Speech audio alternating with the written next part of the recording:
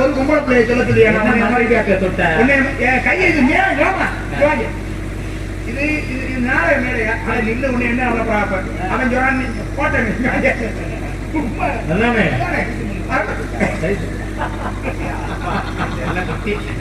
தங்கச்சி யாராவது ஒருத்தர் கையா நான் அப்படியாலயா போல பாரு மோட தெரியுமியா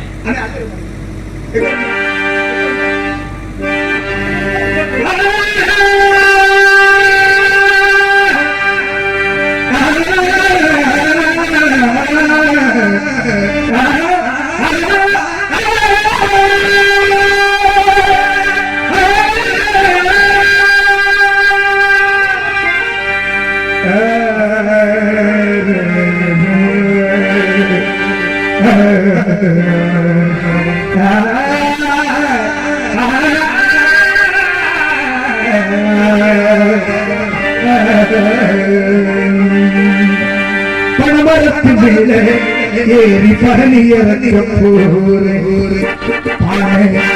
கீழே வழிஞ்சு போகுது பானை நிறைஞ்சு கீழே வழிஞ்சு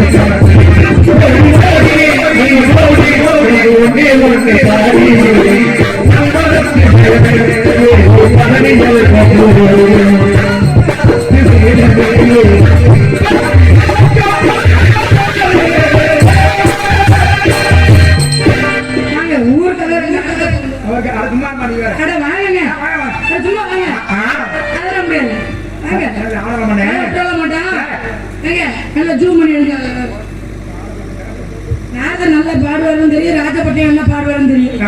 ராஜபட்டம் வெளிப்படையா எனக்கு ஆட தெரியாது. என்னங்க ஆட தெரியாது? ஆடத்தான் தெரியாது. வேற என்ன எங்க என்ன தவிர ஆடணும்ல, ஆட சொல்லுங்க.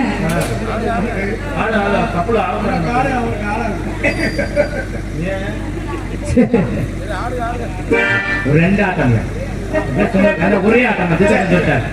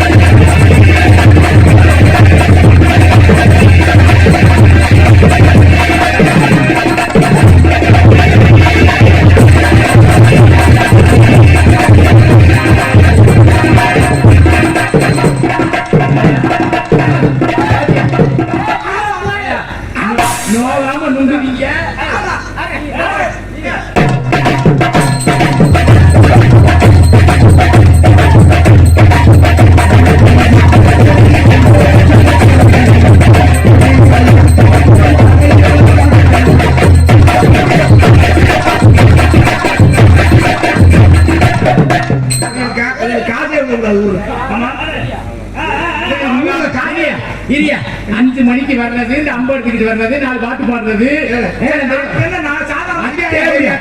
4 பாட்டு பாடுறது சாதாரணமா சொல்லிய ஒரு 4 ஆடியா நான் ஆட்ட ஆடணும்.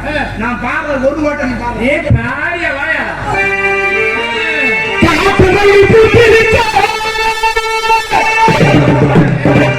நான் ஆட்டத்தை நீ ஆடி அப்புறம் நான் பாடுறேன்.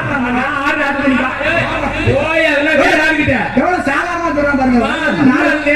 4 பாட்டு பாடலாம். 4 பாட்டு பாடுறதுக்கு தம்பி இடிச்சு புரிய அந்த சுதியோட அந்த ஸ்டாயில போய் பாடுறது அப்படி அப்படித்தான் எங்களுக்கு இருக்கும். சிமெண்ட் நக்கிற மாதிரி ஒரு ஆச்சாரியான இப்படி நான் என்னுடைய வேலை அது.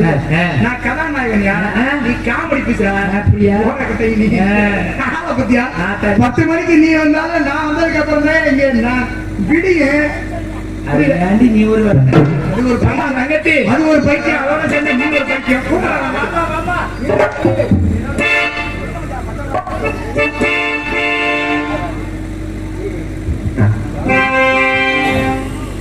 ஆமா தண்ணி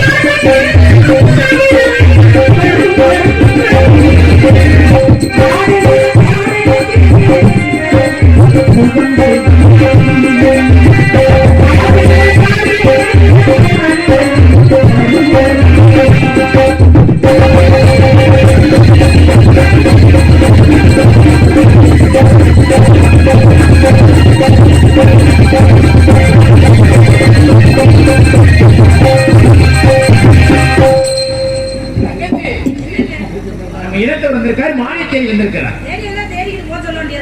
உள்ள இருக்குங்கிறாரு. உள்ள இருக்குன்னா நீங்க என்ன சொன்னீங்க? ஆமா, நீங்க என்ன சொன்னீங்க? வரல இல்லைன்னு சொல்லிருக்கு. மாடு வரல இல்ல அப்படின்னு சொல்றீங்க. ஆனா அவர் இங்க தான் இருக்குங்கிறாரு. வந்திருக்கு இங்க தான் இருக்கு. ஆமா, அவர் சொல்றாரு. ஏமா நீ என்ன சொன்ன? மாணிக்க எல்லாம் சொல்லணும். மாணிக்க வரல, இந்த மகன் வரல. அப்ப ரெண்டு பேரும் ரெண்டு பேரும் ரெண்டு பேரும் பார்க்கல. ரெண்டு பேரும் ரூம் பார்க்கல. ரெண்டு பேரும் சரி, வந்தது யாரா இருந்தாலும் சரி, சரி. வந்தவங்களுக்கு வரவேற்பு அப்படின்னு ஒண்ணு நாம நாங்க கொடுக்கணும். வரவேற்க ஆடி காடி கொடுத்துருக்கோம். கொடுத்துட்டீங்களா? நானும் கொடுக்கணும். வாருங்கள் விடுமுறை குஞ்சரங்கள் மனிதன் சேர நாடு முத்திக்க கிடைக்கிற வாடிய நாடு சோழ நாடு சோழடுத்து என்பது போல வடபுறந்தி நாடு சோழ நாடு இருந்தாலும் எனக்கு என்ன சொல்லாம கொள்ளாம போயிட்டீங்க. ஏங்கிற சொல்லணும்ல அண்ணே. இங்க வாங்க. அவர் வந்திருக்காரு இவரும் வந்திருக்காருன்னு சொல்ல மட்டும் நான் வேணுமா போவேன். அது மட்டும் என்ன சொல்லாம போறீங்க. எப்பவுமே சொல்லாம தான் போவாங்க. பழக்க வழக்கமே அப்படிதான். சரி, உள்ள போய் தனித்தனியா உட்கார்ந்து இத சொல்றேன் நிச்சயா. துணிமணி எல்லாம் மடிச்சு வைங்க.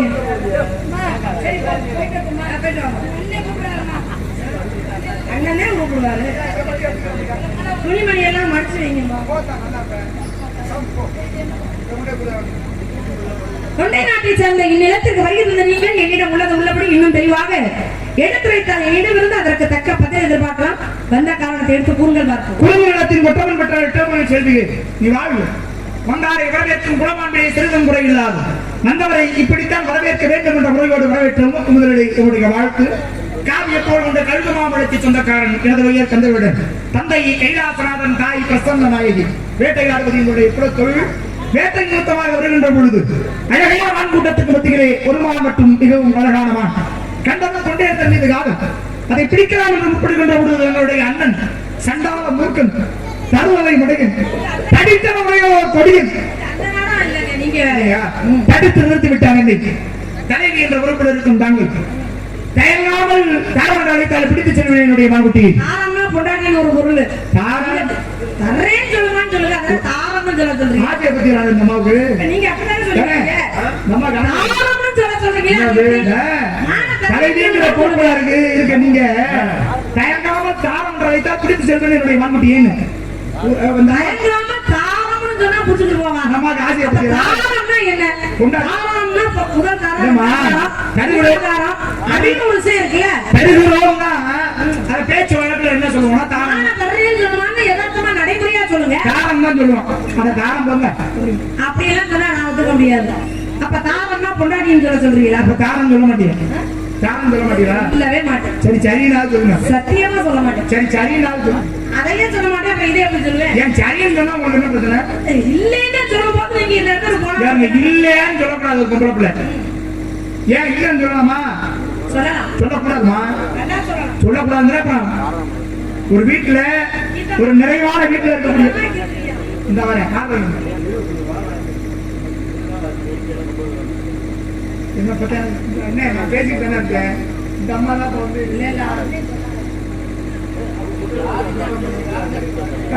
வரலையா? எங்க அப்பா சொல்லுவாரு வீட்டுல இருக்கிற ஒரு பொம்பளை பிள்ளை எப்பவுமே என்ன சொல்லக்கூடாதான்? என்ன சொல்லக்கூடாது? இல்ல இல்லன்னு சொல்லக்கூடாதான். இல்லன்னு சொல்லக்கூடாதான். சரி, அது இந்த நேரத்துல சுத்தமா சொல்லக்கூடாதுமா இல்லன்னு. எது இந்த இந்த நேரத்துல இறைவனை மன்றாடி ஒரு விஷயத்தை நம்ம கேட்கிறோம் அப்படின்னா அது நல்லதாகவே நடக்கும். இந்த நேரம் அப்பேற்பட்ட நேரம் 6 மணி உள்ளாக நேரம். இந்த 1.5 மணி நேரம் இருக்கிற அது ஒரு முகூர்த்தம். இந்த முகூர்த்தத்துக்கு என்ன பேருன்னா பிரம்ம முகூர்த்தம்னு பேரு. ஒரு நாளைக்கு மொத்தம் எத்தனை முகூர்த்தம் தெரியுமா? எத்தனை முகூர்த்தம்? 4 முகூர்த்தமா? பிரம்ம முகூர்த்தம். கைய காட்டுறாரு 4 முகூர்த்தமா ஒரு நாளைக்கு. உன் போற கட்ட ஒரு முகூர்த்தம்ங்கிறது 1.5 மணி நேரம். உங்களுக்கு அங்க கண்ணாடி காட்ட 1.5 மணி நேரம்னா 24 மணி நேரம் என்பது ஒரு நாள். இப்ப எத்தனை முகூர்த்தம் ஒரு நாளைக்கு? ஒரு நாளைக்கு எத்தனை ஜாமம்? 8 ஜாமம். ஒரு நாளைக்கு 8 ஜாமம்னா ஒரு ஜாமத்திற்கு 2 முகூர்த்தம். 8 2 16. அதுவா தெரியாது. கண்ணாடியால போட்டுக்கிட்டு உட்கார்ந்து வேண்டிய லட்சணத்துல அரை மண்டை கைய நான் எந்த சரி எந்த நாள் 16 அந்த கணக்கு சொல்லுங்க. 4 நாள் 16 எந்த நாள் நான்